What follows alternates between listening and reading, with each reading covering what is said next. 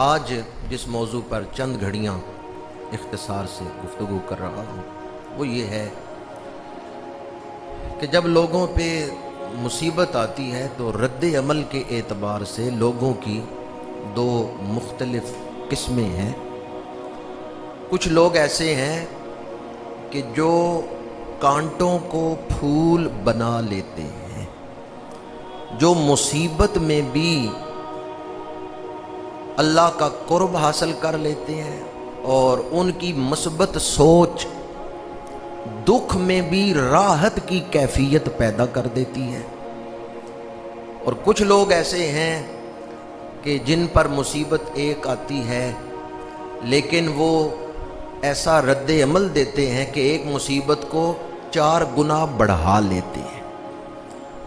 ان کی منفی سوچ، محدود یا سطحی سوچ، یا یوں کہہ لیں کہ ان کی کم عقلی، ان کی بے وقوفی مصیبت کو بڑھا دیتی ہے۔ وہ مصیبت میں ایسا رویہ اختیار کرتے ہیں کہ ایک مصیبت 4 گنا بڑھ جاتی ہے۔ اس لیے ہمیں مصیبت کے وقت میں ایسا رویہ اختیار کرنا چاہیے، ایسا رد عمل اپنانا چاہیے جو کہ کانٹوں کو بھی پھول بنا دے۔ کیا خیال ہے آپ کا؟ اس لیے میں آج جس موضوع پر گفتگو کر رہا ہوں وہ یہ ہے کہ اس مصیبت نے ہمیں اپنے آپ کو پہچاننے کا ایک موقع دے دی ہے۔ یہ جو لاک ڈاؤن کے دن ہم گزار رہے ہیں، اپنے آپ سے ملاقات، اپنے آپ سے ملنے کا، اپنے آپ کو دیکھنے کا ایک موقع مل گیا ہے۔ من عرف نفسہ فقد عرف ربہ، جس نے اپنے آپ کو پہچان لیا اس نے اپنے رب کو پہچان لیا۔ اپنے آپ کو پہچانے۔ اقبال کہتے ہیں اپنے من میں ڈوب کر پا جا سراغ زندگی، تو اگر میرا نہیں بنتا نہ بن اپنا تو بن۔ ایک الہامی مضمون باندھ کے اقبال نے کہا ہے کہ اپنے آپ کو پہچانو۔ اس وبا نے انسانی بے بسی کو ظاہر کر دیا ہے۔ انسان بڑی ترقی کر لے، اللہ کے سامنے اس کی کوئی حیثیت، سائنسی ترقی، صنعتی ترقی، میڈیکل سائنس، بڑی ترقی انسان نے کر لی، لیکن اس وبا نے بتا دیا ہے کہ انسان جتنا بھی بلند ہو جائے وہ بہرحال انسان ہی رہتا ہے۔ بندہ جتنا بھی عروج پا جائے وہ بہرحال پھر بھی انسان ہی رہتا ہے، وہ بندہ ہی رہتا ہے۔ اپنی عاجزی پہ غور کرنا چاہیے، اور اس پر بھی میں گزشتہ 1-2 موقعوں پر گفتگو کر چکا ہوں کہ اپنی انا کے خول سے باہر نکل کے اپنے آپ کو دیکھنا چاہیے۔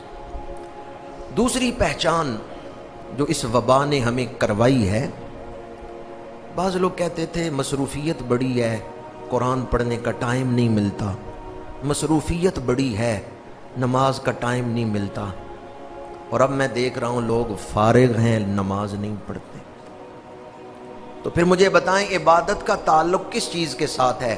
فرصت کے ساتھ ہے یا توفیق کے ساتھ ہے؟ جنہیں اللہ نے توفیق دی وہ مصروف ترین زندگی میں بھی نمازیں پڑھتے رہے، اور جو اللہ کی بارگاہ سے رد کر دیے گئے، جنہیں اللہ پسند نہیں کرتا میرے سامنے کھڑے ہوں، وہ ان دنوں میں بھی فارغ رہ کے بھی نماز سے محروم ہیں، گناہوں میں پڑے ہوئے ہیں۔ ان دنوں نے ہمیں اپنا آپ پہچاننے کا موقع دے دیا ہے، اپنے آپ سے ملنے کا موقع دے دیا ہے کہ میرا اندر کیسا ہے، میری اصلیت کیا ہے۔ میں اپنے آپ کو ایک بہانہ دیتا تھا کہ مصروفیت کی وجہ سے نماز کا ٹائم نہیں مل رہا، اب فرصت ہے، اب کیوں نہیں نماز کا ٹائم مل رہا۔ اللہ اگر کسی کو توفیق نہ دے تو بندہ نیکی کے سارے اسباب رکھنے کے باوجود بھی نیکی سے محروم رہتا ہے۔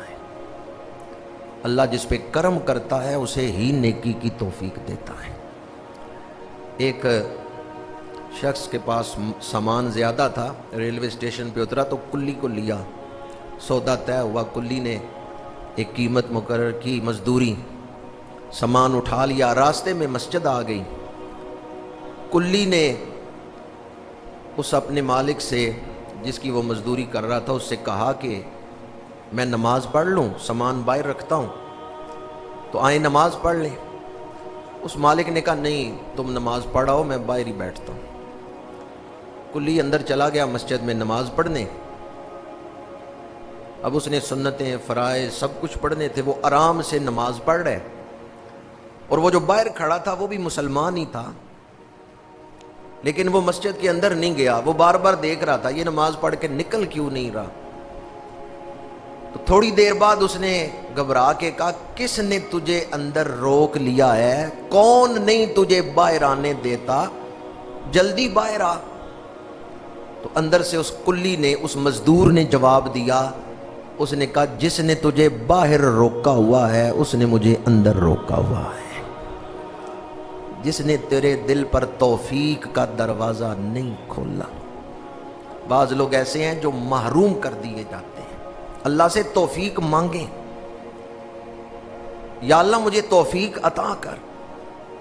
जब नमाज में पढ़े इहदिनस सिरातल मुस्तकीम, तो पूरी तवज्जो के साथ कि या अल्लाह मुझे नेकी की तौफीक दे, नेकी पर चला, नेकी के रास्ते पर चला, और मुझे नेकी के रास्ते पे साबित कदम रख। अगर इन दिनों में भी कोई आदमी नेकी नहीं कर रहा, फराइज नहीं अदा कर रहा, नमाजें नहीं पढ़ रहा, कुरान की तिलावत नहीं कर रहा, तो वो फिर अपने आप को देखे, अपने बातिन को देखे कि मेरे बातिन पर शैतान का रंग जम चुका है। मेरा बातिन नफ्स का गुलाम बन चुका है। खुतबा के दौरान मैंने जो आयत मुबारका पढ़ी उसमें अल्लाह करीम ने नफ्स मुतमइन्ना वाले लोगों की वापसी को बयान किया है। या अय्यतुहन नफ्सुल मुतमइन्ना। नफ्स की 3 किस्में बिल अमूम बयान की जाती हैं, नफ्स अम्मारा, नफ्स लव्वामा और नफ्स मुतमइन्ना। अगर आपका नफ्स आपको बुराई की तरफ रग़बत देता है, ये काम करो इसमें बड़ा लुत्फ़ आएगा, ये काम करो इसमें बड़ा लुत्फ़ आएगा, बुराई की तरफ नफ्स खींचता है, तो आप नफ्स अम्मारा के मकाम पर हैं। और अगर गलती हो जाए, दिल मलामत करता है कि ऐसा नहीं करना चाहिए था, तो आप नफ्स लव्वामा के मकाम पर। और अगर नमाज ना पढ़े, दिल को चैन ना आए, तो फिर आप नफ्स मुतमइन्ना के मकाम पर हैं। नेकी ना करें, दिल बेचैन हो जाए। जिस तरह मछली को पानी से दूर करें वो तड़पती है, बंदा इबादत से दूर हो, बेचैन हो जाए, वो नफ्स मुतमइन्ना के मकाम पर है। नफ्स, ये मछली जो है इत्मीनान कब पाती है? जब पानी में हो। मछली को बाहर निकालें तड़पती है, पानी में डालें इत्मीनान पा गई। तो जिस तरह मछली पानी से इत्मीनान पाती है, वो बंदा जो अल्लाह की इबादत से मुतमईन होता है और इबादत से दूर हो तो बेचैन हो जाए, तड़पने लग जाए, उसके दिल में खफकी आए, मैं नमाज क्यों नहीं पढ़ी, ये बंदा नफ्स मुतमइन्ना के मकाम पर है। बिगड़ा हुआ नफ्स हमें हालात जैसे भी हों अल्लाह की बारगाह से दूर रखता है। तो नफ्स की जो इस्लाह है, अक्सर मैं इस बात को बयान करता हूँ कि जो हमारा सांस चल रहा है ये वापसी का सफ़र है। हर सांस एक कदम है वापसी की तरफ।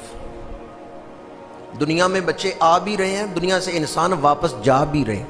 हर लम्हा वापसी का सफ़र जारी है। जिस वक़्त मैं बयान कर रहा हूँ इस वक़्त भी कई लोग कई शहरों में इस वक़्त भी दुनिया छोड़ के वापस जा रहे हैं।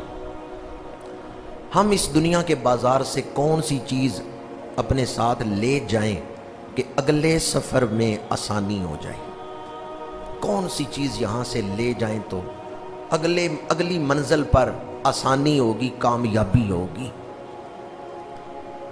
वो है संवरा हुआ दिल। कौन सी चीज़ है?